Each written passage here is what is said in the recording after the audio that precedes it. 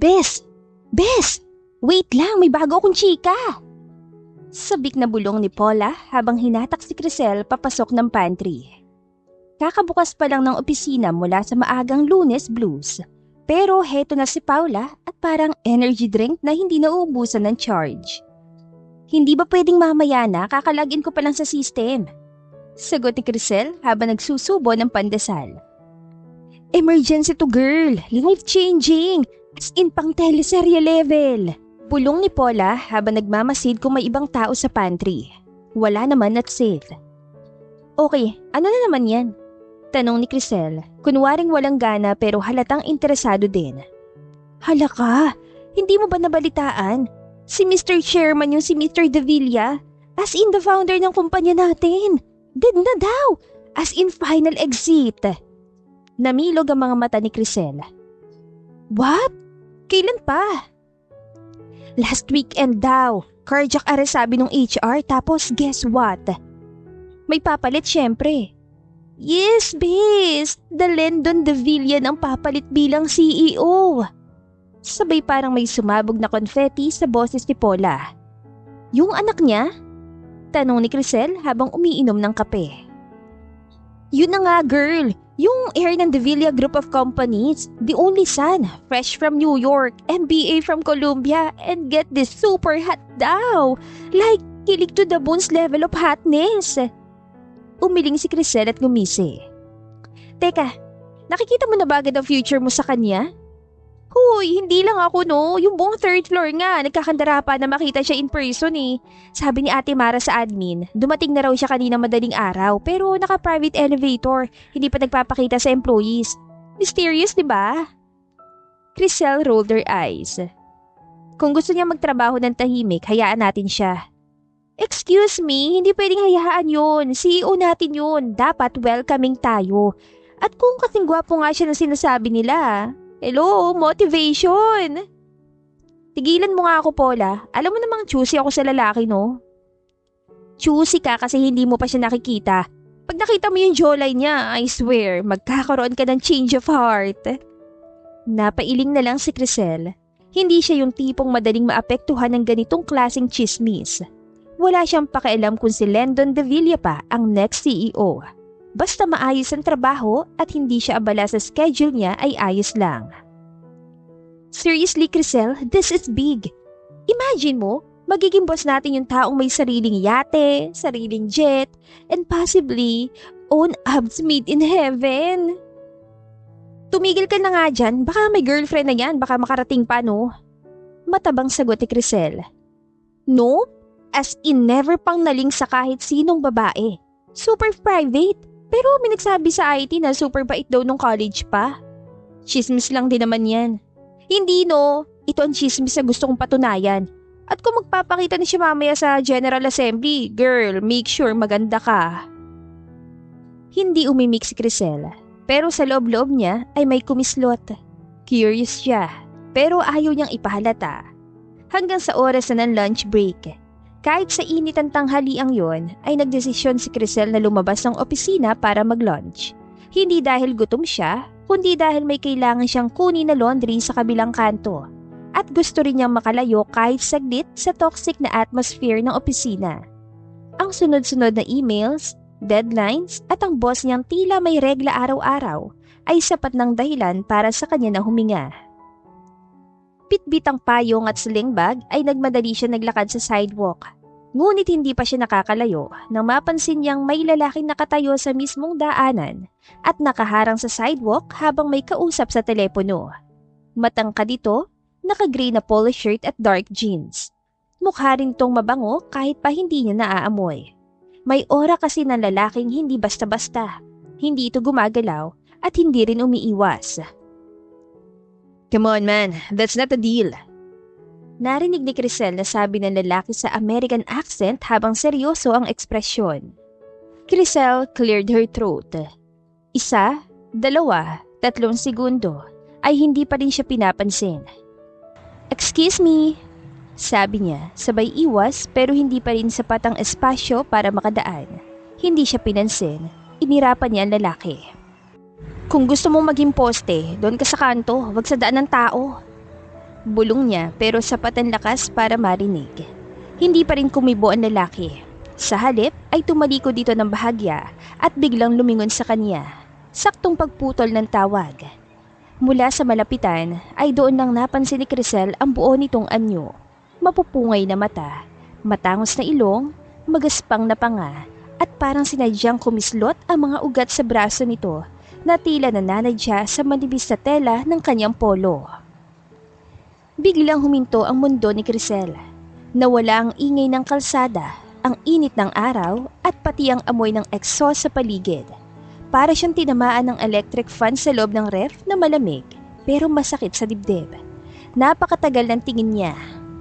Wow! Bulong niya sa sarili. Napakunutan noon ng lalaki. Excuse me? Ha? Wala.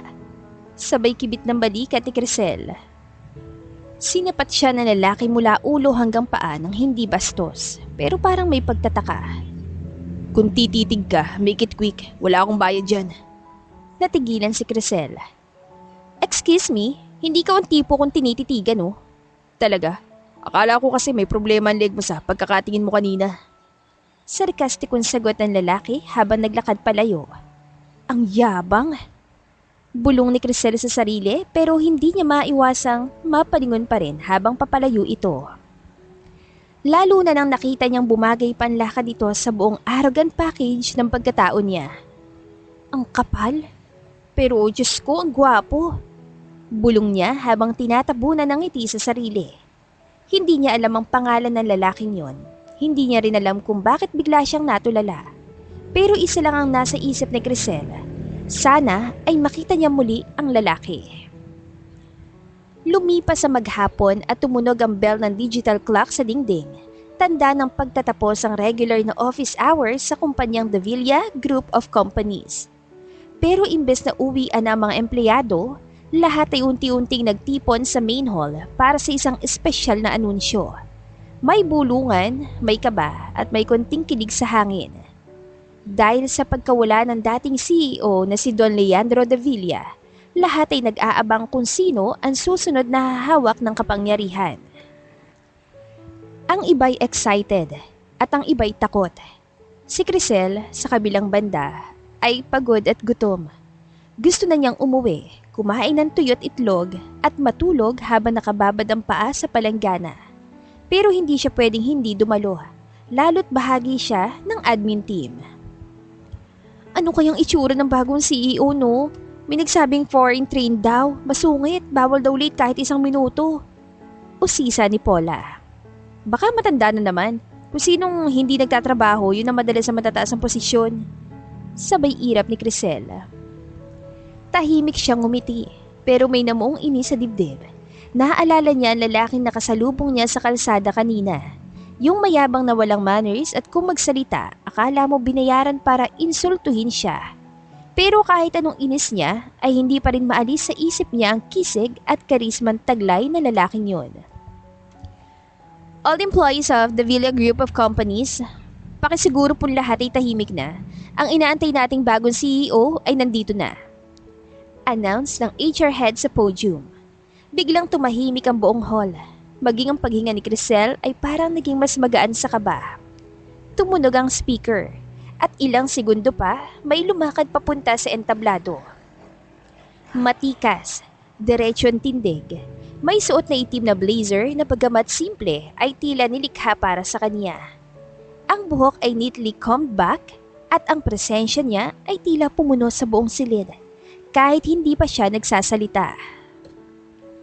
Dahan-dahang lumingon si Crisel sa lalaking papalapit sa mikropono at halos hindi siya makahinga sa gulat.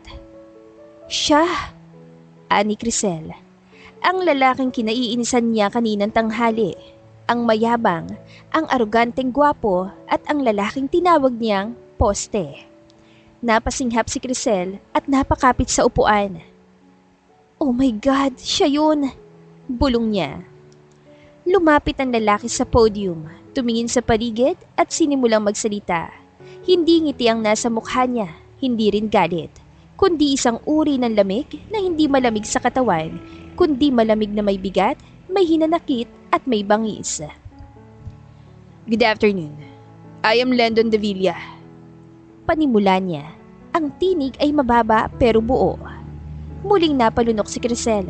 Hindi lang dahil sa pagkabigla, kundi dahil sa biglang pagtibok ng dibdib niya at sa awa dahil may kakaibang lungkot sa mga mata ni Landon habang nagsasalita.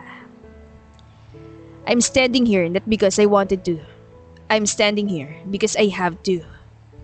Tahimik ang buong hall. Walang gustong magsalita at walang gustong gumalaw. The other day, I buried my father, Don Leandro Davila. Most of you knew him as the powerful, unstoppable CEO of this company. But to me, he was a man of discipline, of order, and of impossible standards. He taught me everything I know, including how to face grief without showing it. Nag-init ang mata ni Crisel. Hindi niya alam kung bakit naapektuhan siya. Hindi niya kilala si Landon, pero may humaplos sa puso niya sa sinabi nitong yun. I've lived abroad for almost a decade. I worked, studied, and trained. I ran systems, built models, handled takeovers. But nothing prepared me for losing the man who raised me, and then inheriting his empire. Napatingin si Landon sa mga empleyado. Isa-isa niyang sinuyod ng tingin ng bawat isa bago nagpatuloy. And I'm not here to be liked. I'm here to make sure this company survives and thrives. And for that to happen, rules must be followed. Napasinghap si Paula sa tabi ni Crisel. Ramdam ang tensyon sa paligid. Starting today, lateness of more than 1 minute will be recorded and reflected in your performance evaluation. Dress code will be enforced. Sloppiness is laziness. Sloppiness is failure. Dugtong ni Landon. Napakagatlabi si Crisel. Suot niya ngayon ay isang knitted top na hindi naman malaswa pero halatang hindi pasok sa corporate street. Personal calls during office hours, not allowed. Long breaks, hindi na palalampasin. And yes, all reports must be submitted on time. Hindi ko kailangan ng alibi. Kailangan ko ng resulta. Tahimik pa rin ang lahat. Kakaibang uri ng respeto o takot ang bumalot sa hall. Kung ang dating CEO ay maamong leon, si Landon ay isang malamig na panther. Mapanganib kahit hindi umaatungal. I will be reviewing all department performances within the week. Kung may mga tamad, palitan. Kung may mga hindi nagtatrabaho ng tapat, alisin. Hindi ko kailangang makilala kayo lahat. I only need to know if you're worth keeping. Bigla siyang tumingin sa side ng audience at doon, nagtagpo ang mata nila ni Crisel. Tumigil ang mundo ni Crisel. Muling naramdaman niya ang pagtibok ng puso niya sa kakaibang paraan. Parang sa kabila ng lamig ng boses ni Landon, ay may init sa likod ng mga titig nito. Ngunit parang kilala siya ng mga mata ni Landon. Parang naaalala siya. Napakagatlabi si Crisel at agad na umiwas ng tingin. Hindi niya ako pwedeng makilala. Hindi niya ako pwedeng matandaan. Ayoko matanggal dahil lang tinawag ko siyang poste sa kalsada. Sa isip-isip ni Crisel. Thank you. You may now return to work. And remember, I don't tolerate excuses. I expect excellence. Pagtatapos ni Landon. Nagpalakpakan ng iilan at karamihan ay patianod sa nerbiyos. Bumalik sa kanilang upuan ang mga empleyado pero si Crisel ay nanatiling nakatulala. Bes, grabe yun. Ang intense niya. Pero ang gwapo pang K-drama. Mapapangasawa talaga ang boss ko sa teleserye to. Sabi ni Paula habang inaayos ang gamit. Mapapangasawa? Mahinang ulit ni Crisel. Bakit? Tanong ni Mornie. Umiling si Crisel habang pilit binuburang ekspresyon sa mukha. Wala. Naalala ko lang may utang pa ako sa laundry shop. Pero ang totoo ay hindi laundry ang iniisip niya, kundi ang malamig na CEO na kanina lang ay inaway niya sa kalye at ang malamig nitong titig na sa kabila ng tapang ay may kung anong kirot na gusto niyang basahin. At sa hindi niya may paliwanag na dahilan na may bahagi ng puso niyang gusto pang makilala ang lalaki. At sana lang, hindi siyang unang matanggal. Kinabukasan, maaga pa lang ay gising na si Crisel. Nakapirmi siya sa tapat ng salamin habang sinusubukang plantsahin ang kulubot ng kanyang palda gamit ang palad at konting dasal. Pagod pa rin ang katawan niya mula sa stress kahapon, lalo na't hindi pa rin siya makarecover sa pagkabigla na ang poste sa kalsada ay walang iba kundi ang bagong CEO na si Lendon Davila. Hindi ka dapat maliit, Crisel. Isa lang yan sa listahan ng kasalanan mo. Baka ikaw pa yung unang itapon sa komperensya ng kadiliman. Bulong niya sa sarili habang nagmamadaling sinuot ang sapatos. Ngunit tila sinadya ng kapalaran na harangin siya. Na-flat ang gulong ng jeep, nagkaroon ng pila sa MRT at sa pinaka hindi inaasahan ay sumara ang elevator ng building habang hawak na niya ang pinto. Pagkapasok niya sa office ay humihingal siya at punong-puno ng pawis. Tumunog ang fingerprint scanner. 8:03 a.m. na makarating siya sa trabaho. 3 minutong late. Napakagat siya ng labi. Oh no, sana hindi mapansin. Bulong ni Crisel. Pero pag-upo pa lang niya sa cubicle ay nalapitan na agad siya ng HR assistant dahil pinapatawag daw si Crisel ng CEO sa office nito. At pagpasok ni Crisel sa loob ng opisina ni Lendon, ang unang napansin niya ay ang katahimikan sa silid. Malamig, maluwag at minimalist. Para bang bawat bagay ay may espasyo, pero may bigat at parang kinakalat ang autoridad ng may-ari. Nasa dulo si Lendon, nakaupo sa kanyang itim na leather chair at ang isang kamay ay nakapatong sa mesa, habang ang isa ay hawak ang tablet na tila may binabasa. Hindi siya agad nagsalita, hindi rin tumingin. Tahimik lang siya habang may sinaswipe sa tablet. Pero ramdam ni Crisel ang tensyon at presensyang kahit hindi nagsasalita ay tila sumisigaw ng Lendon owns this room and he see her through. Miss Lopez, 3 minutes late. Po? Halos pabulong na sagot ni Crisel. Napatingin si Lendon sa kanya na diretsyong tingin, walang emosyon at walang ngiti. Wari bang sinisilip niya ang kaluluwa ng kausap? I said, 3 minutes late. Umayos ito ng upo. Crisel cleared her throat. Opo, pasensya na po. May sumabay lang pong aberya. MRT elevator, traffic. Traffic? That's new. Putol ni Lendon. Napakunutan noon ni Crisel pero agad niya itong itinago. Pasensya na po, hindi na po mauulit. Tahimik si Lendon. Inikot muli ang mata sa tablet at may hinahanap. Maya-maya ay nilapag niya ito at tumayo. Naglakad si Lendon palapit sa harap ng mesa, doon sa bahagi kung saan siya ay nakatayo. At si Crisel ay nakaupo. Hindi siya nakangiti at hindi rin siya galit. Miss Lopez, ikaw ba yung babaeng munti kong mabangga sa sidewalk kahapon? Anya, natigilan si Crisel. Parang gusto niyang itanggi pero nakita niya sa mga mata nito na alam na nito ang totoo. Opo, mahina niyang sagot. Lendon raised an eyebrow. You called me poste, if I recall. Napapikit si Crisel sa kahihiyan. Sorry po, hindi ko po alam na. That I'm the CEO? Kung alam mo, hindi ka ba papatol? Lendon tilted his head. Hindi agad sumagot si Crisel. I ask a question. Crisel lifted her gaze, this time mas matatag.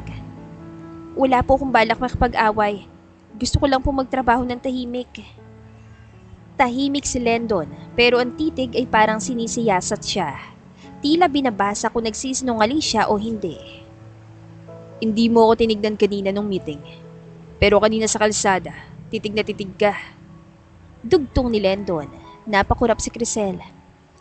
Ano pong ibig niyang sabihin? Maingat niyang tanong. Umikot si Lendon at muling umupo. Just curious. Gusto ko lang maintindihan ang attitude mo, Miss Lopez.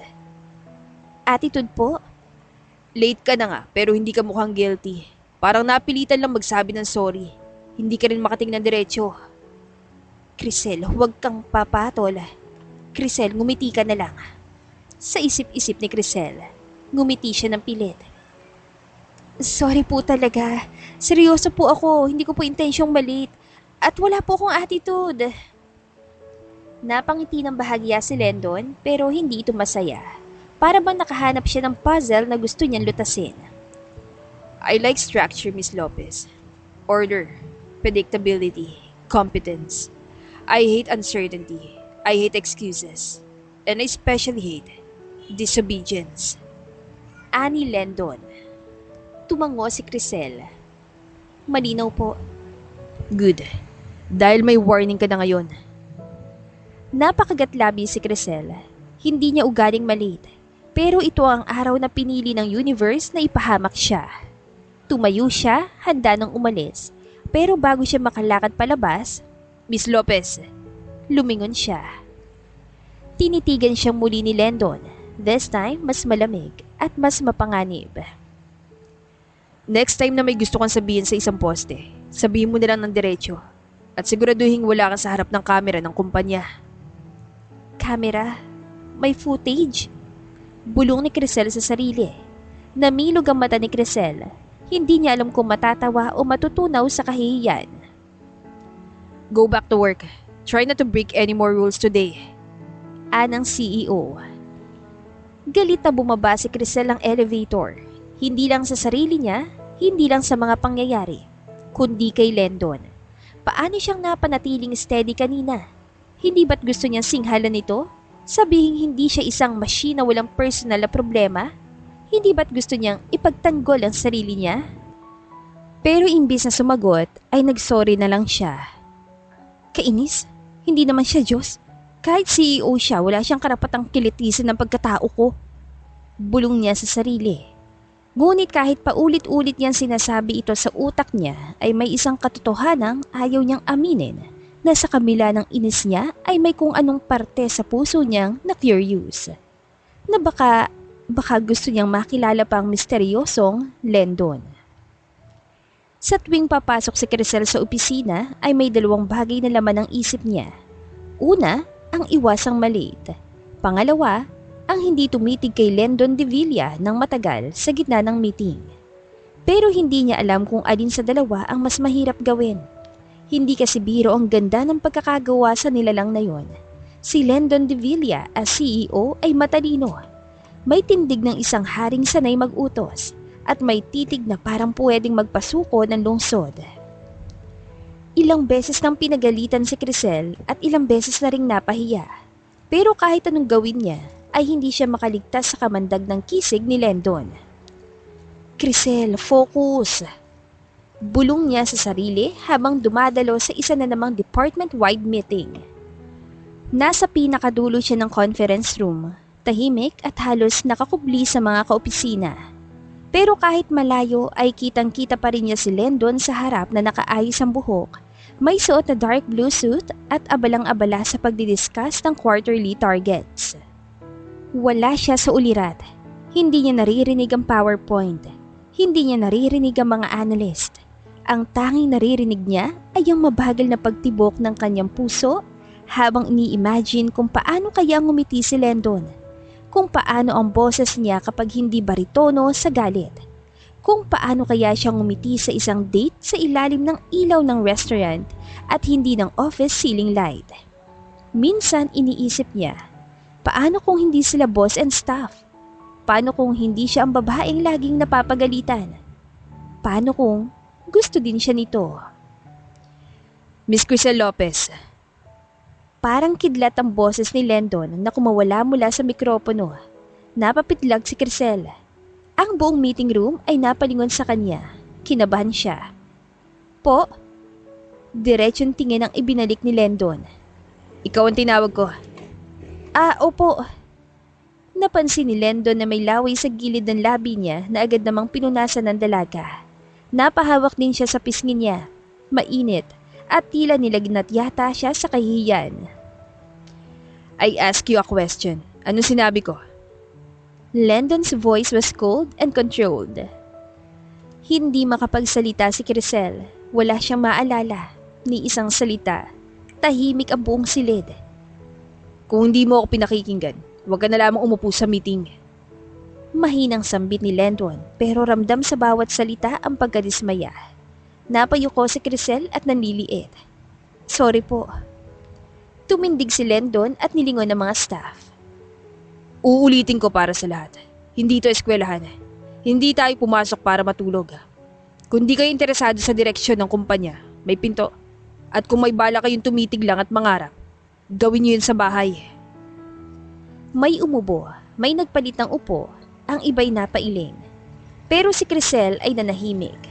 Hindi siya umiyak, hindi siya lumaban. Pero sa loob-loob niya ay pinapalo niya ang sarili. Ano ba tong ginagawa mo, Crisel? Pa-fangirl ka ba dito sa office? Sa isip-isip ni Crisel. Sa pantry pagkatapos ng meeting ay kasabay niyang kaibigan si Paula. Ano, bet mo na si boss? Huwag ka masyadong pahalata. Pabulong na sambit ni Paula habang inaabot ang tubig. Hindi ko naman sinasadya yun, napatingin lang eh. Mahinang bulong ni Crisel. Halatang halata ka, para kang nangungulangot gamit ang mata. Tingin dito, tingin doon, naalimpungatan ka pa. Napapikit na lang si Crisel. Ay, ang hirap, Paula. Parang may sariling gravity yung mukha niya. Natawa si Paula. Ewan ko sa'yo. Gravity ka dyan. Girl, kung ako si Lendon, napamemo na kita. Napangisi na lang si Crisel. At hindi lang yon ang huling beses na mapahiya si Crisel. Halos kada linggo ay may bago siyang pagkakamali. At halos lahat ay may kaugnayan sa pagkatulala niya habang nasa paligid si Lendon. Na-mislabel niya ang folder. Naipasa niya ang maling report. Naiwan niya ang kape sa mesa ng ibang department. At sa lahat ng yon, ay isang consistent na bagay ang nangyayari. Si Lendon ang nagpapatawag sa kanya. Miss Lopez, anong klaseng kape to? Lasang sabon. Miss Lopez, ito bang ini-email mo sa finance? Mali ang figures. Miss Lopez, kung sa panaginip mo ako nagtatrabaho, siguradong hindi mo ako inaabala sa totoo mong trabaho. Oo, malumanay si Lendon magsalita. Pero sa dami ng Miss Lopez na naririnig ni Crisel kada araw, pakiramdam ni Crisel ay isa na siyang estudyante sa principal's office. Hindi niya masabi kung talagang napapansin siya ni Lendon dahil laging siya ang may mali o dahil pinapansin siya nito talaga. Pero mas malamang ay dahil palpak siya. Isang gabi sa apartment ni Crisel, nakahiga siya habang hawak ang cellphone. Binubura niya ang draft ng resignation letter na paulit-ulit niyang ginagawa. Binasa niyang ilang linya pero napabuntong hininga siya. Hindi ako aalis hanggat hindi ko siya nakikitang ngumiti. Sa'kin. Nagulat siya sa sariling sinabi. Napatawa siya ng mahina. Grabe, Crisel. Ikaw na nga laging pinapagalitan, ikaw pang umaasa. Nang sumunod na araw para sa isa pang team meeting, kakasimula pa lang ng presentation ni Lendon, pero si Crisel, ayun na naman, tahimik. Matino ang postura pero ang mata, wala na sa presentasyon. Nasa CEO na naman. Sa pagkakakunutan noon nito habang nagbabasa, sa paraan ng paghawak nito sa clicker, sa pagbuklat ng notes ng handwriting ay kasing ganda ng pirma. Hanggang sa, unti-unti na namang bumigat ang talukap ng mata niya at tuluyan na siyang lumutang sa panaginip. Sa panaginip kung saan nakangiti si Lendon sa kanya, inaalok siya ng tsokolate sa rooftop. Walang HR, walang deadline, walang reprimand, tanging siya at si Lendon sa ilalim ng mga bituin. Miss Lopez. Para siyang nabunot mula sa bangungot. Nagmulat si Crisel ng mata at nanlaki. Si Lendon ay nakatayo sa tabi niya, hawak ang clipboard at seryoso ang tingin. Hindi ito kama, Miss Lopez. Tawang-tawa ang mga kasamahan niya, pero si Crisel ay gusto niyang maglaho. Habang palabas ng conference room ay nauna siyang lumabas pero pinigilan siya ni Lendon. Miss Lopez, sa office ko. Tahimik siyang sumunod at walang salita. Kabadong-kabado si Crisel habang tumatayo sa tapat ng pintuan ng office ni Lendon. Parang biglang lumamig ang aircon. Parang mas malakas ang tunog ng ticking clock. At parang naririnig niya ang pintig ng puso niya sa pagitan ng bawat hakbang. Isa, dalawa, hanggang tuluyan na siyang pumasok. Pagkapasok niya ay agad siyang sinalubong ng matalim ngunit hindi galit na titig ni Lendon. Nakatayo ito sa tabi ng mesa. Suot ang itim na long sleeve na bahagyang nakarolyo hanggang siko. Malinis ang lamesa. Malinis ang paligid. Pero ang presensya ni Lendon ay mabigat. Mabigat sa dibdib at mabigat sa hiya. Please have a seat. Malamig na sambit ng binata. Tahimik si Crisel na sumunod at dahan-dahang umupo sa upuang nasa tapat ng mesa ni Lendon. Inayos niya ang palda, inipit ang buhok sa tainga, at sinikap na itago ang panginginig ng kanyang mga daliri.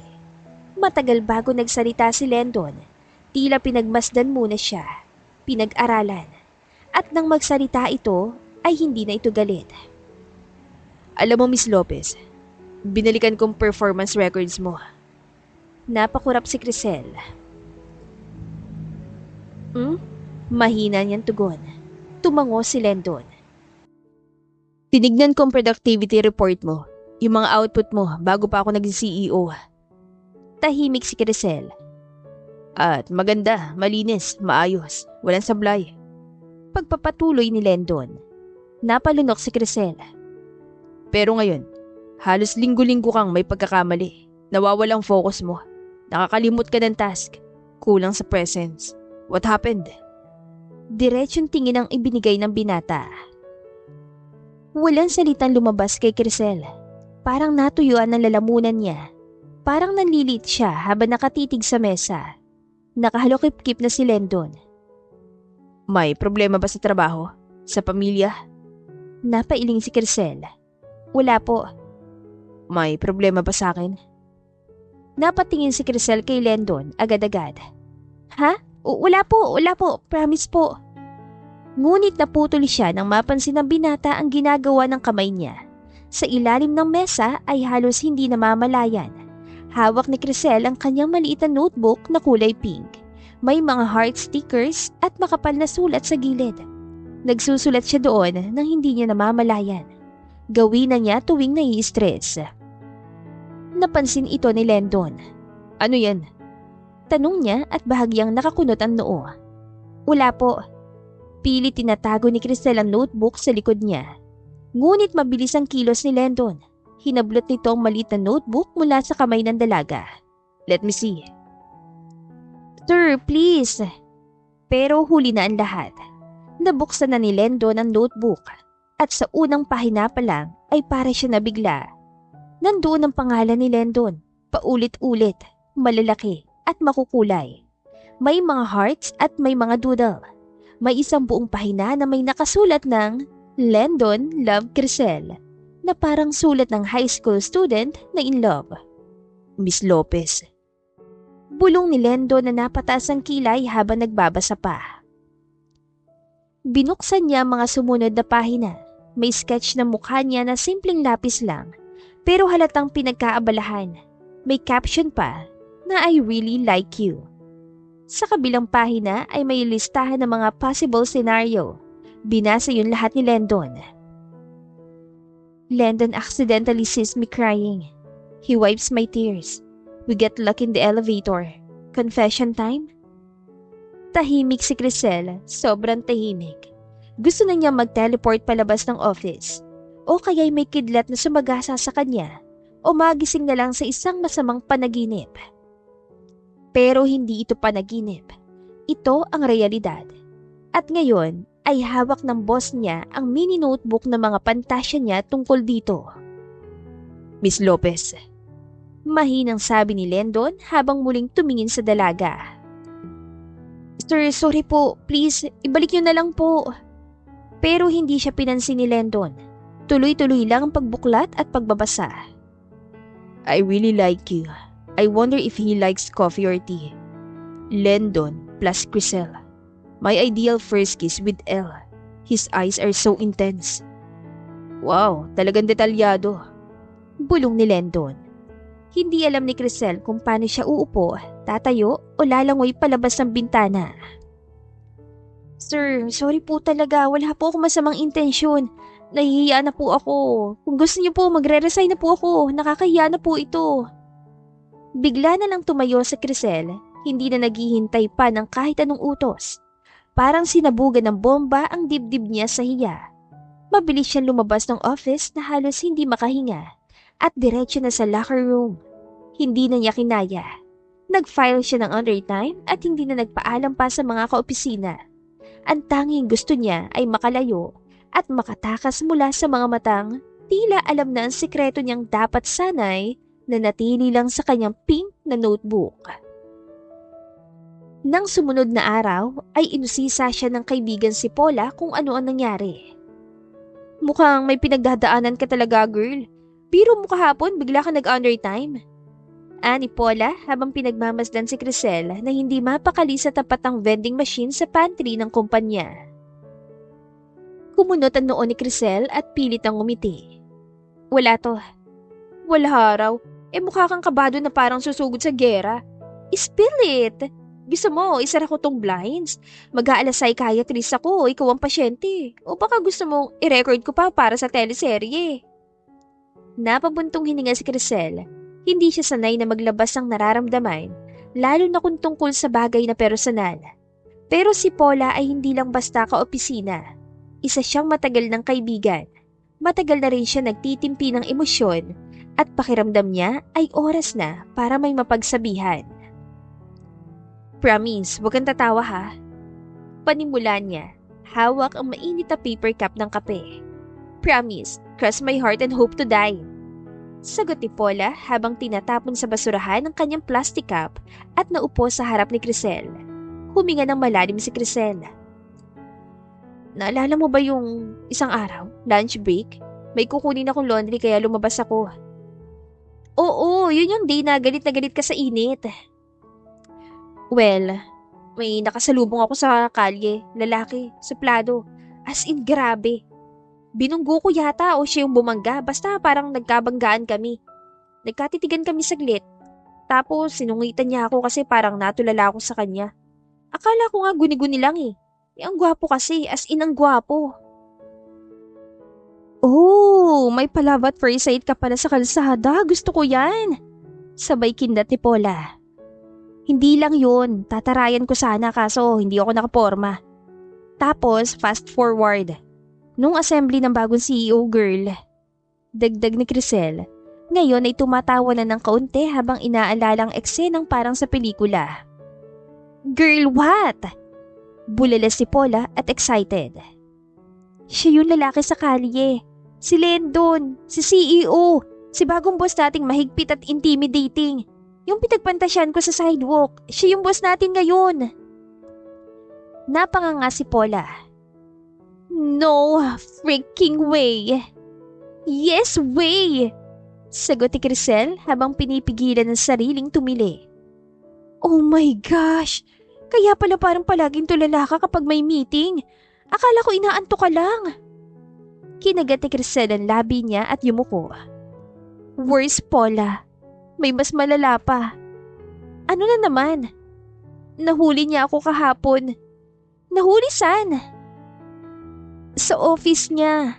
Kinuusap niya ako privately kasi napansin daw niyang hindi ako focused lately. Habang nagsasalita siya, nagsusulat ako sa mini notebook ko. Hindi ko namalayan na tinitignan niya na pala ako. Hinublat niya yung notebook. Napatalon si Paula sa inuupuan niya. Oh my gosh! Don't tell me! Basang-basa niya, girl. Yung mga pangalan niya, yung doodles ko na mukha niya at yung I really like you na nakabold at may heart pa. Halos masamid sa tawa si Paula. Pinilit pigilan pero hindi nakayanan. Girl, cringe na cute. So anong reaksyon niya? Una, nagulat siya. Tapos napatingin lang siya sa akin ng tahimik. As in yung silence na parang gusto mong kainin ka na lang ng lupa. Tapos, ayun, tumakbo ako palabas. Nag-undertime ako kasi hindi ko na kaya. Kilig na kilig si Paula. Tinakpan pa ang bibig para hindi mapasigaw. I cannot! Crisel, you're living in a Wattpad story. Yung boss natin nalaman na crush mo siya through a notebook. Girl, kung ako yan, mag-a-apply na ako for leave sa sobrang kilig. Hindi nakakatuwa, Paula ha. Hiyang-hiya na ako. Feeling ko lalong lalala ang trato niya sa akin. Or baka lalo kanyang titigan? Umiling si Crisel, pero halatang hindi mapigilang umiti. Grabe talaga, parang ang litliit ng mundo. Napangiti si Paula at pinisil ang braso ng kaibigan. Alam mo, may feeling ako. Hindi pa tong ending ng notebook mo. Baka yan pa mismo maging simula ng love story mo. Tahimik si Crisel. Hindi niya alam kung dapat ba siyang matakot, mahiya o kiligin. Pero isa lang ang malinaw. Hindi na basta-basta ang araw-araw niya sa office. Dahil sa bawat pagpikit ng mata niya ay laging bumabalik ang ngiti, titig at tinig ng lalaking minsang sinungitan niya sa kalsada. At ngayon ay hawak na rin ang puso niyang pilit niyang itinatanggi. Simula na makuha ni Lendo ng pink na mini notebook ni Crisel, naging alanganin at mailap na ang kilos ni Crisel sa opisina. Kung dati ay palihim siyang humahanga sa CEO, ngayon ay todo iwas na siya. Yuyuko kapag dumarating si Lendon, maikli lang sumagot at iniiwasan kahit pagsabay sa elevator. Si Lendon naman ay tila walang alam sa nangyari. Patay mali siya at nanatiling profesional o mas istrikto pa nga kaysa dati. Ngunit si Crisel, siya lang ang may batid ng awkward attention sa pagitan nila. "Crisel!" Tawag ni Paula habang papalapit sa desk niya. Bitbit nitong isang kulay peach na envelope at isang poster-size memo na may malalaking letrang nakabold. Binasa yun ni Paula. "You're invited. SNV Corporation Annual Corporate Night. Venue, Club Estrella Makati. Date, Saturday, 7:30 p.m. O ayan na, confirmed na. Pumunta tayo ha." Masiglang ani Paula habang sinusuksok ang imbitasyon sa drawer ni Crisel. "Ano yan?" Tanong ni Crisel habang tumitipa sa keyboard. Kahit alam na niya kung tungkol saan ang usapan. "Corporate party, gala night, suit pang red carpet, may pa-dinner buffet, cocktails at rumor has it. May dance number ang management. Baka si Boss Lendon pa mismo ang kumanta." Sabay kinindatan siya ni Paula. "Pass. Hindi ako mahilig sa party. Mas gusto ko pa yatang manood ng Netflix sa bahay." Mariing sagot ni Crisel sabay ngiti ng pilit. "Wag mo akong bulahin, Crisel ah. Ilang beses kitang naimbita sa party tapos lagi hindi ka makaalis kasi. Bakit nga ba?" Sabay taas ng kilay ni Paula. "Wala lang. Gusto ko lang umiiwas kay Lendon." Diretsang sagot ni Crisel kahit ayaw niyang aminin sa sarili. "Bakit nga ba? Dahil ba nahuli ka niyang may I really like you sa notebook mo? Oh, come on girl. Hindi ka pa nga nagko-confess. Aksidente lang naman yun." Ngiting aso ni Paula habang inaakmang uupo sa gilid ng desk ni Crisel. "Pero embarrassing pa rin." "Mas embarrassing kung iwas ka ng iwas. Baka tuluyan ka mapansinin na bad way. At saka Crisel, what if may gusto rin siya sa'yo?" Bumaba ang tono ni Paula. Napanganga si Crisel. "Imposible. Si Lendon Davila yon, CEO, matalino at gwapo. Misteryosong mayaman. Ako, working girl na nakapagsulat lang ng I really like you sa notebook with hearts and sketch pa." Exactly. Baka yun ang dahilan kung bakit hindi niya binanggit kahit anong tungkol doon. Kasi baka gusto rin niya, in secret. Sagot ni Paula. Tahimik si Crisel. Alam niyang imposible.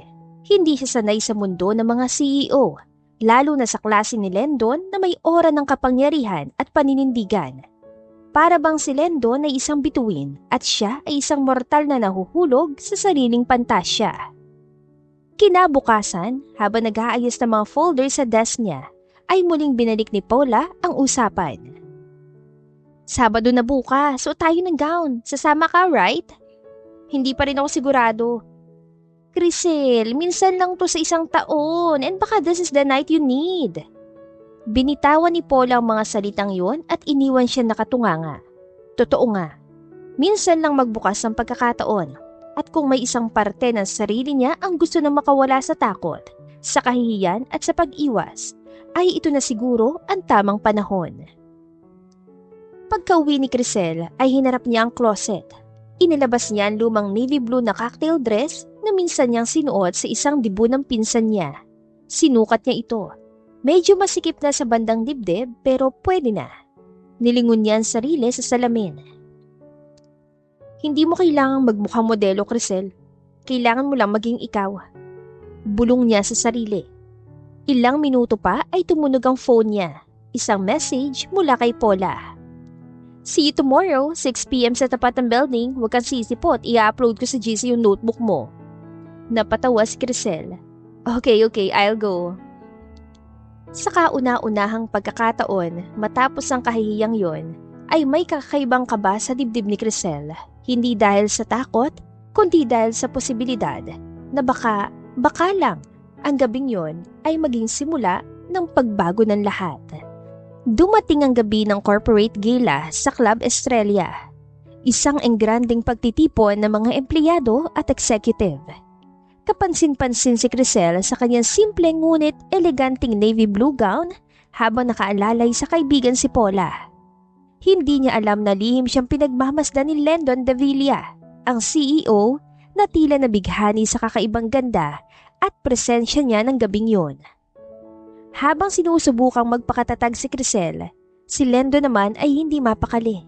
Sa dami ng tao at alak sa paligid ay isa lang ang laman ng isip niya, si Crisel. Hanggang sa hindi na siya nakatiis at sinundan ng dalaga palabas patungong terrace. Dalang matinding pagnanais na makausap ito. Miss Lopez, tawag nito mula sa likuran. Halos mapalunok si Crisel. Hindi siya agad lumingon. Dahan-dahan lang. Ngumiti ng konti at saka bumaling. Sir? Casual niyang tugon. Pilit ang composure kahit nanginginig ang tuhod. Pwede ba kita makausap? Sandali. Tanong ni Lendon. Seryoso ang boses. Hawak pa rin ang wine glass ngunit halatang wala na sa alak ang nasa isip. Tumango si Crisel. Nagtabi sila sa railing ng terrace. Habang sa loob ay patuloy ang tugtugan at kasiyahan. Pero para sa kanila ay parang humiwalay ang mundo. Ayaw mo ba sa mga ganitong event? Panimula ni Lendon. Medyo hindi po sanay pero sabi ni Paula minsan lang daw to, sayang naman. Sagot ni Crisel. Tahimik. Si Lendon ang unang bumasag ulit ng katahimikan. Napansin ko lang. Parang iniiwasan mo ko nitong mga nakaraang araw. Natahimik si Crisel. Kinabahan. Hindi naman po. Talaga? Tanong ni Lendon na may bahagyang ngiti pero hindi biro ang tono. Sumusunod lang po ako sa payo nyo. Yung last warning po. Sineryoso ko lang. Ayokong madagdag pa sa problema nyo. Sabay ngiti niya, pilit. Isang saglit na katahimikan at saka dumiretso si Lendon. Totoo ba lahat ng nakasulat sa pink mini notebook mo? Nanlaki ang mga mata ni Crisel. Parang may tumigil na tibok sa puso niya. Hindi siya makasagot agad. Gusto niyang lumubog sa sahig o lumipad paalis ng terrace. Pero sa halip ay naglakad siya paatras ng kaunti at tumawa ng pilit. Yun po. Naku sir, hindi po yun tungkol sa inyo. Hindi? Seryosong tanong ni Lendon. Hindi po. May boyfriend po ako. Lendon din ang pangalan niya. Medyo kahawig niyo kaya siguro kayo yung nag-register sa isip ko habang nagsusulat ako ng kung ano-ano. Crush ko kasi yung boyfriend ko noon pa. High school pa lang. Kaya ayun. Hindi agad nakasagot si Lendon. Tahimik lang ito. Tiningnan si Crisel mula ulo hanggang paa. Parang may hinahanap. O sinusuri kung nagsisinungaling ba ito. Pero wala siyang sinabi. Hindi siya umiling at hindi rin tumawa. May boyfriend ka na pala. Mahina nitong sabi. Napalunok si Crisel. Hindi siya nakatingin. Nakatitig lang siya sa sahig. Sorry kung naging awkward ako. Hindi ko naman dapat basahin yun. Kasalanan ko rin. Matigas ang tinig pero may bahid ang pagkasira. Ilan segundo pa at biglang tumalikod si Lendon. Tahimik na naglakad pabalik sa loob ng hall at iniwan si Crisel sa terrace. Napahawak si Crisel sa dibdib. Pakiramdam niya ay naiwan siya doon na parang nahulog mula sa langit. Hindi sa kilig, kundi sa isang pakiramdam na pagkakahiwalay na hindi niya maipaliwanag. Napakagat siya sa kanyang labi. Hindi niya alam kung bakit gano'n ang naging sagot niya. Pero sa puntong yon ay isang bagay lang ang malinaw. Mas madali na magsinungaling kaysa amining totoo ang lahat ng laman ng pink mini notebook. Natapos ang gabi ng walang kahit anong usapan sa pagitan ni Lendon at Crisel. Kung dati si Crisel ang umiiwas, ngayon ay si Lendon ang tila lumalayo. Pagka-uwi ni Crisel ay hindi siya mapakali dahil ang mabigat na konsensya. Tama bang ginawa niyang pagsisinungaling tungkol sa kanyang nararamdaman? Kinabukasan, Habang papasok si Crisel sa opisina ay dala-dala pa rin niya ang bigat na nangyari sa gala night. Sa halip na mabawasan ng kaba matapos ang event ay lalo pa ito nadagdagan. Tahimik siyang pumasok sa gusali at iwas sa masyadong pakikipag-usap. Pero habang papunta siya sa elevator ay may isang matinis na boses na pumigil sa kanyang hakbang. "Excuse me, miss?" Mataray na sambit ng isang babae. Nilingon ni Crisel ang tumawag. Isang babae na masyadong maayos para sa isang regular na araw sa opisina. Naka-bodygon dress na tila pupunta ng fashion show. Stiletto heels na nag-iingay sa bawat hakbang at kulay rosas na lipstick na pasigaw kung magpakilala. "Bakit mo tinabihan ng drawer na yan? Hindi mo ba alam na hindi basta-basta ginagamit yan ng kung sino-sino lang?"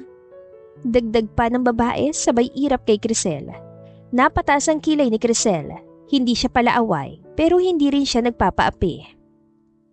"Excuse me rin, wala namang pangalan yan.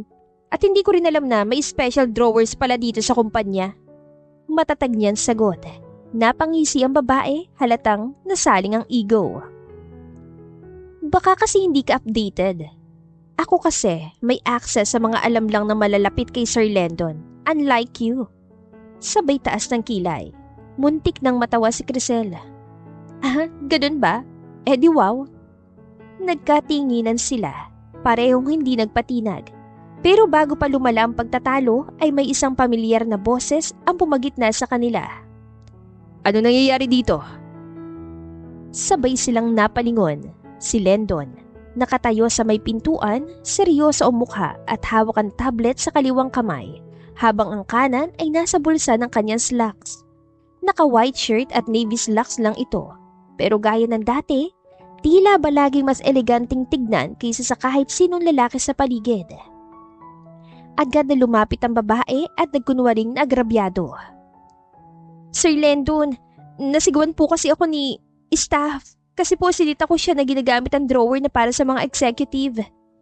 Mahinhing boses na halos nanlalambing. Hindi nagsalita si Landon agad. Sa halip ay tumingin siya kay Crisel na tila naghihintay ng paliwanag. "Sir, wala po akong sinigawan. Sinabi ko lang na wala namang label yung drawer at wala rin po nagsabi na bawal." Mahinahon ngunit prangkang sagot ni Crisel. Tumango-tango si Landon. "Okay, next time, pakiusap. Idaan na lang sa HR ang concern para hindi na tayo nagkakaroon ng gantong eksena." Tumango ang babae, pero halata sa mukha niyang hindi pa tapos ang issue sa kanya. "Siya nga pala, Crisel. Pakikuha na lang mamaya kay Paula yung bagong files na kailangang ma-email by 4 p.m. Dagdag ni Landon. "Ay, opo sir." Sagot ni Crisel at mabilis na iniwas ng tingin. Tahimik na sana siyang lalayo nang biglang nagsalita muli ang babae. Sabay lapit kay Crisel at ngumiti ng nakakaasar. "By the way, ako nga pala si Maris Cruz. At kung sakali mang magtataka ka kung bakit ganito akong kaklose kay Sir Landon, well," sabay tingin kay Landon, "kami na po kasi ang magde-date simula this weekend." Para bang may sumabog na maliit na granada sa tenga ni Crisel. Tumigil ang mundo sa loob ng ilang segundo. Ang salitang magde-date ay parang martilyong dumurog sa dibdib niya. Napatingin siya kay Landon na tila hindi makapagsalita. Hindi rin siya umimik. At bago pa man makapagtanong, ay muling nagsalita si Maris. "Yup, future girlfriend ako ni Sir Landon. Hindi ba sir?" Sabay kindat.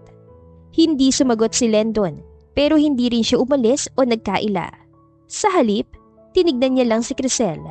Isang tingin na hindi niya mabasa kung may pagkailang, kumpirmasyon o pagkabigla. Natahimik si Crisel, nanuyo ang lalamunan. Pinilit niyang ngumiti ngunit bigo. Ibinaba niya ang tingin, hinuyom ang bag at marahang tumalikod. Sa bawat hakbang niya palayo ay parang ang bigat-bigat ang dibdib niya. Hindi siya makapaniwala. Wala naman silang label at wala namang malinaw na relasyon. Pero bakit ang sakit? Pagkatapos ng trabaho ay niyaya ni Crisel ang kaibigan si Paula na tumambay sa may baywalk. "Hoy, anong meron?" Bunga ni Paula at naupo sa tabi niya. Hindi agad nakasagot si Crisel. Ilang segundo pa ay tuluyan na siyang napaiyak. "Paula, Ang sakit pala talaga. Akala ko okay lang. Akala ko kaya kong bitawan pero ang sakit. Nagpahinga siya sa balikat ni Paula. Pinabayaan naman siya ng kaibigan na hinimasimas ang kanyang likod. Sige lang, iiyak mo lang. Malumanay na sabi ni Paula. Kanina nakasalubong ko si Lendon. Tapos may kasama siyang babae. Maganda, sosyal. Ma-attitude nga lang. Nag-away pa kami saglit kasi sinata niya ako tungkol sa drawer. Panimula ni Crisel, pilit na pinapakalman sarili. Drawer? Kunot noong tanong ni Paula.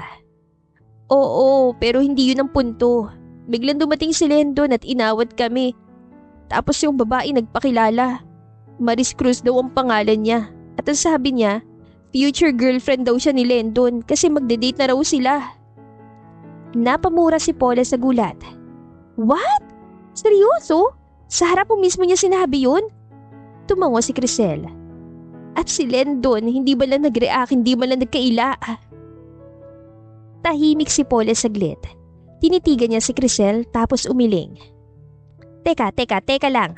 Bago tayo mag-react ng todo sa future girlfriend, gusto ko lang itanong, kailan mo babalak sabihin kay Lendon na nagsinungaling ka sa kanya? Hindi agad nakasagot si Crisel na natiling nakayuko. Naalala mo ba ang sabi mo sa kanya sa gila?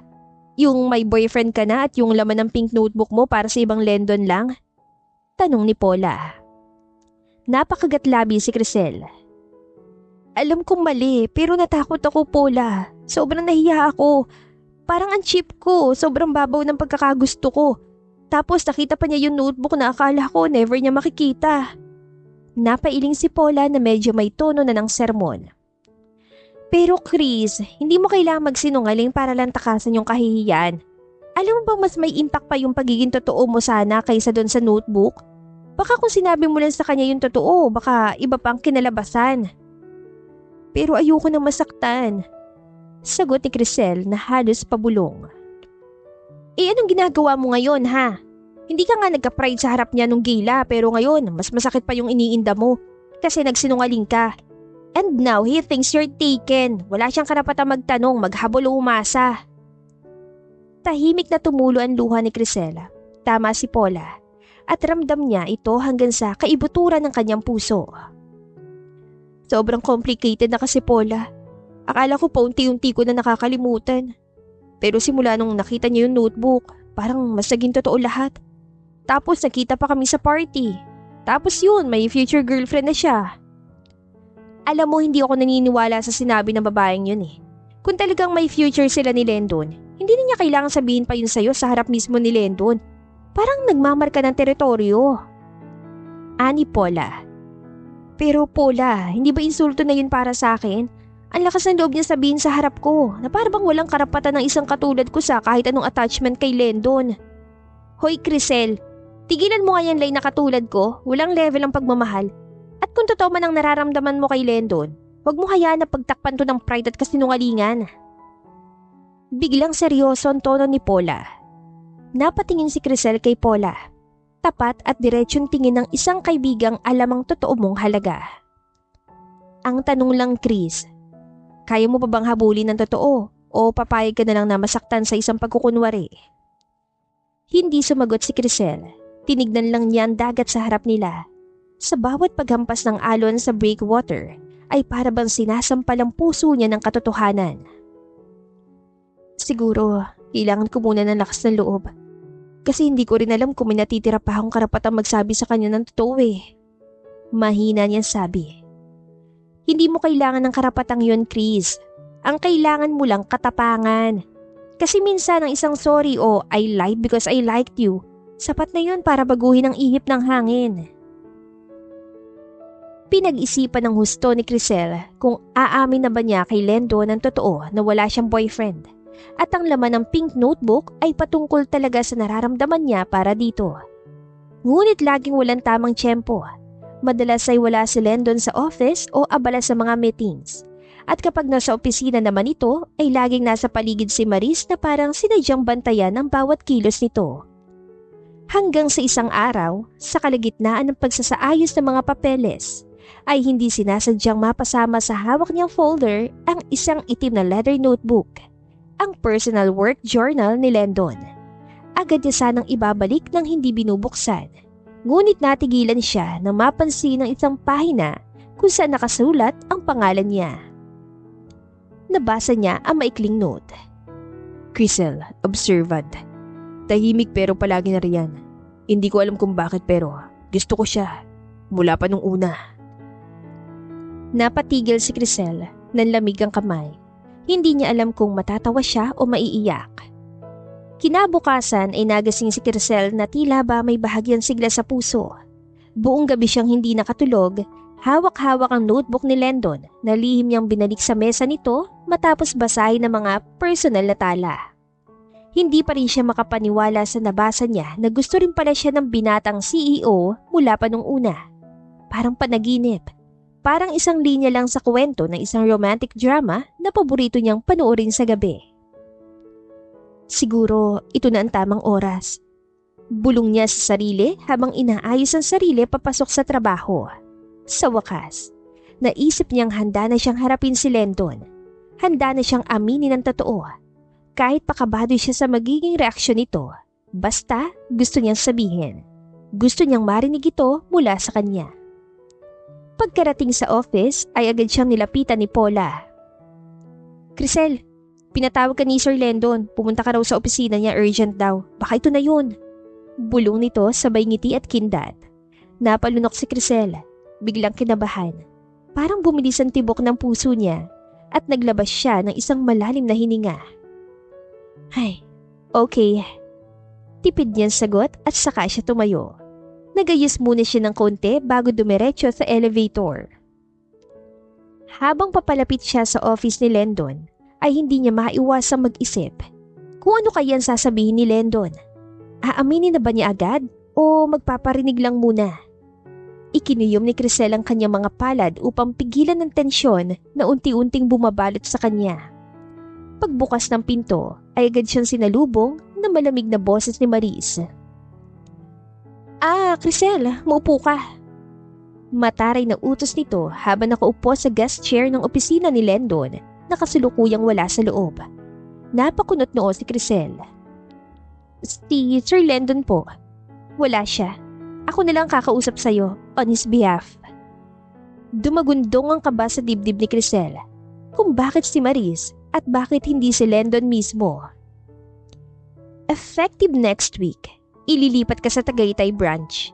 Nasabit ng endorsement mo at napirmahan na rin. Ihanda mo na lang mga final reports mo at i-turn over mo mga active files. Parang may humila sa ilalim ng kinatatayuan ni Crisel. Po, biglaan po yata. Bakit po ako ililipat? Hindi makapaniwalang tanong ni Crisel. Napangisi si Maris. Isang iting may pahiwatig. Confidential ang reason eh. Basta, it's for the best. Company decision.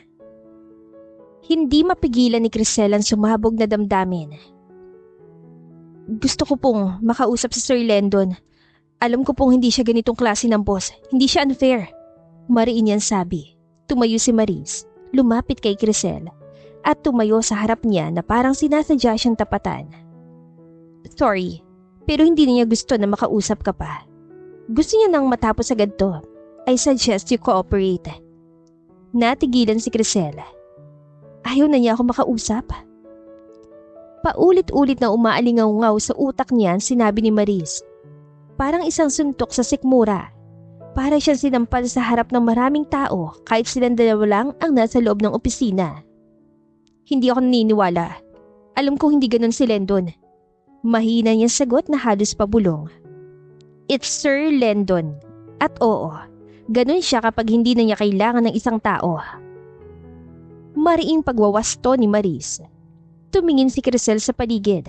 Para nagbabaka sakaling biglang lilitaw si Lendon at sasabing hindi totoo ang lahat. Pero wala. Tahimik ang opisina. Wala ang lalaking gusto niyang harapin. At ang naiwan sa harap niya ay si Maris. Ang babaeng mukhang may kontrol sa sitwasyon. Kung wala ka ng ibang concern, pwede ka nang bumalik sa desk mo. Or mas mabuti, simulan mo na ang packing. 1 linggo lang ang binigay sa'yo. Hindi na nakasagot si Crisel. Mahigpit ang pagkakakapit niya sa sling bag na nakasukbit sa balikat niya habang tahimik na lumabas ng opisina. Napakabigat ng bawat hakbang niya. Hindi niya alam kung nasasaktan siya o naguguluhan o nagagalit. Pagbalik niya sa kanyang mesa ay agad siyang sinalubong ni Paula. "Uy, ano sabi ni Sir Lendon? Ano na, nag-usap pa kayo?" Tila mababali ang boses ni Crisel sa sagot. "Hindi si Lendon. Si Maris lang ang nandun. At ililipat na raw ako ng branch." Nanlaki ang mga mata ni Paula. "Ano? Kailan pa? Bakit daw?" Umiling lang si Crisel. Pilit na nilulunok ang namumuong luha. Wala raw explanation, basta na lang. At ang mas masakit, ayaw na raw ako makausap ni Lendon. Saglit na natahimik si Paula. Hindi niya alam kung anong sasabihin. Hanggang sa naramdaman na lang niyang niyakap siya ni Crisel. "Alam mo, kung hindi ko lang nabasa yung notebook niya, hindi ako aasa eh. Pero nabasa ko, Paula. Gusto niya rin ako, nakasulat dun. Pero bakit ganito ngayon?" Napahinga si Paula, pinisilang kamay ni Crisel. "Alam mo, minsan, may mga tao talaga nagpapanggap na wala silang nararamdaman. Pero hindi ibig sabihin nun, wala na talaga. Maring may ibang dahilan. Baka hindi lang talaga siya handa. Pero bakit kailangan akong alisin dito?" Mahina pero masakit ang tanong ni Crisel. Hindi agad nakasagot si Paula. At sa mga sandaling yon, si Crisel ay tila muling nilamon ng tanong na walang kasagutan at ng sakit na dala ng isang pag-ibig na hindi niya alam kung may patutunguhan pa. Hindi matahimik si Crisel matapos mabasa ang laman ng notebook ni Lendon na gusto rin siya ng binata. Dahil dito ay hindi siya mapakali at ayaw niyang sumuko ng basta-basta. Buong araw siya nag-abang sa opisina ng CEO at umaasang makita si Lendon. Ngunit si Maris lamang ang palaging nandoon. Nang mapansin ni Maris ang paulit-ulit na pagdaan ni Crisel, ay hinarang na niya ito sa hallway. "Ano ba problema mo ha? Hindi ka ba marunong umintindi? Ililipat ka na nga, wala ka ng business dito." Hindi nagpatalo si Crisel. "Ang gusto ko lang ay makausap si Lendon, may karapatan ako." Umirap si Maris. "Wala ka ng karapatan. Kaya kung may natitira ka pang dignidad, umalis ka na." Matapang ang tingin ni Crisel. "Hindi ako aalis hanggat hindi ko siya nakakausap." Itinulak ni Maris si Crisel palayo mula sa pinto ng office. "Tigilan mo na to! Wala ka nang dapat pang ipaglaban!" Mariing sabi ng babae na punong-puno ng paninira sa boses. Hindi pa nakakabawi si Crisel mula sa pagkakatulak nang biglang bumukas ang pinto at lumabas si Lendon. Dalang kanyang usual composed expression. Pero kita sa mga mata nito ang pagkabigla na makita ang tensyon sa pagitan ng dalawa. "Ano nangyayari dito?" Tanong niya, malamig ngunit may bigat. Si Maris ang una nagsalita. "She's harassing the office, Lendon. Paulit-ulit siyang bumabalik dito." "Maris, huwag ka na maki-interfere. I need to talk to Crisel, alone." Putol ni Lendon. Mahinahon ngunit mariin. Saglit na natigilan si Maris pero mabilis din siyang umiti ng pilit at umalis sa tabi nila. Tumabi lang sa hindi kalayuan at nagmamasid. Huminga ng malalim si Lendon at hinarap si Crisel. "May dahilan kung bakit kita pinapalipat, Crisel. Ayoko nang paulit-ulit na nagkakagulo dito. Pwede kang sumunod sa desisyon ko o kung ayaw mo, you're free to resign." Tatalikod na sana si Lendon nang biglang umiyak si Crisel at pinigilan siya sa braso. "Please, Lendon, makinig ka muna." Umiiyak na sabi ng dalaga. Hindi tumingin si Lendon, pero hindi rin siya kumilos. "I lied. Yung sinabi kong may boyfriend ako, hindi totoo yun. Wala ko ibang taong mahal kundi ikaw. Natakot lang ako, nahihiya ako. Pero nung nabasa ko yung notebook mo, yung mga notes mo tungkol sa akin, doon ko naisip na baka meron pa akong chance. Baka meron pa tayong chance." Sa bawat salitang binibitawan ni Crisel ay lalong tumitindi ang emosyon sa hangin. Si Lendon ay tahimik lang, ngunit baka sa kanyang mukha ang pagkabigla, pagkailang at sa dulo ay paglunok ng lahat ng nararamdaman. "Alam ko wala akong karapatang sabihin to. Pero gusto ko lang malaman mo na totoo lahat ng sinulat ko sa pink notebook. Lahat. I really like you, Lendon. I love you. Halos pabulong ng huling mga salita ni Crisel habang napapahikbi. Biglang lumapit si Lendon, wala ng salita, wala ng tanong, at wala ng alinlangan. Hinawakan niya si Crisel sa magkabilang pisngi at bigla na lang itong siniil ng halik. Isang halik na puno ng emosyong matagal nilang itinago, nang damdaming pilit nilang sinupil pero ngayon, sa wakas, ay pinakawala na. Isang halik na nagsasaad na gusto rin ni Lendon si Crisel. Nang matapos ang halik ay nagkatitigan sila, parehong may luha sa mata at parehong umingiti. Sa hindi kalayuan, si Maris ay nakasandal sa dingding.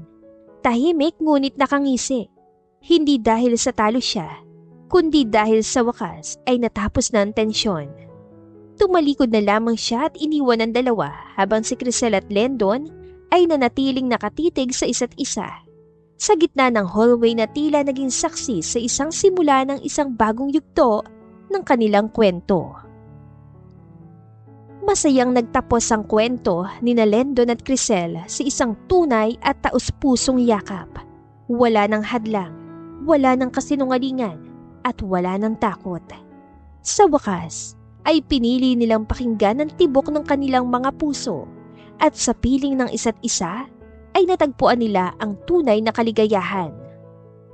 Minsan, kailangan nating masaktan upang matutunang lumaban para sa totoo. Huwag matakot magsabi ng nararamdaman dahil sa katotohanan. Doon nagsisimula ang paghilom, pag-unawa, at ang tunay na pag-ibig. At dito na po nagtatapos ang ating kwentong pag-ibig. Maraming salamat po sa pakikinig. To God be the highest glory. Hanggang sa muli, paalam!